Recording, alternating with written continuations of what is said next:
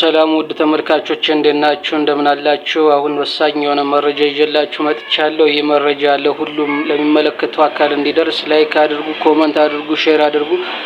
ቻናሉ ተደራሽነቱ እንዲሰፋም ሰብስክራይብ በማድረግ ቤተሰብ እንድትሆኑ ስል በአክብሮት እጠይቃለሁ። ይህ መረጃ ምንድነው? ዲያስፖራው ላይ የሚደረገው ነው። ዲያስፖራው ላይ በጣም ከፍተኛ የሆነ ለውጥ መምጣት አለበት። ፊት የባለስልጣናትን ፎቶ በባነር አሰርቶ ደም በደም አጭቂቶ ባነር ይዞ ወጡ።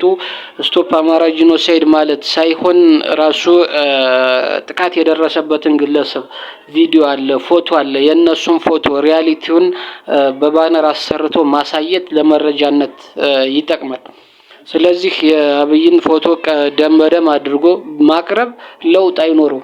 ምክንያቱም መረጃው የቱ ነው? የተመተው እኮ አብይ አይደለም። ጥቃት የደረሰበት አብይ አይደለም። አብይን ደመቀባት ይሄ መፍትሄ አይደለም፣ ተቀባይነት የለውም። መረጃነቱም በጣም ተቀባይነት አይኖረውም፣ የወረደ ነው። ስለዚህ ተጎጂ የሆኑትን ተጠቂ የሆኑትን በጅምላ መቃብሩን በድሮን የተጨፈጨፈ የወደመውን ፎቶ አንስቶ ለዓለሙ ማህበረሰብ ማሳየት።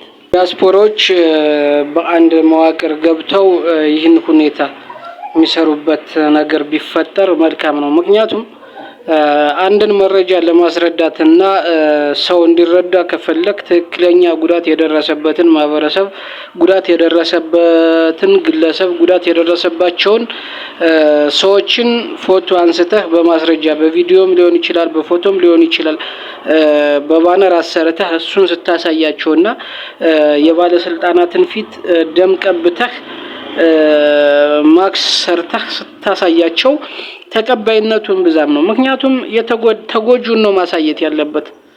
ባለስልጣናት ሱፍ ለብሰው ደም ሆነውና ተጎጁ ቡትቶ ለብሶ ተበጫጭቆ ደማምቶ ቆሳስሎ ስታሳያቸው አንድ አይደለም። ተጎጁን ለመረዳት መጀመሪያ ተጎጁን ማሳየት አለብን እንጂ ጎጁን ማሳየት የለብም። ጎጁንማ ያውቁታል እኮ በስማር ጠቅላይ ሚኒስተር እንደሆነ ፕሬዝዳንት እንደሆነ ያውቁታል። ስለዚህ ይህ ነገር በጣም መስተካከል አለበት። በዚህ መንገድ ዲያስፖራው መስራት አለበት ብዬ አስባለሁ። እሺ፣ አሁን ወሳኝ መረጃ ነው። ይህ መረጃ ምንድነው?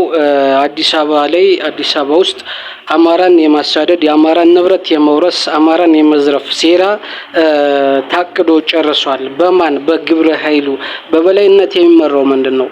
በኢንሳ በመረጃና ደህንነት ቢሮ፣ በአዲስ አበባ ፖሊስ እና በፌዴራል ፖሊስ መከላከያም አለበት ተጨምሮ ማለት ነው፣ መምሪያው ተጨምሮ።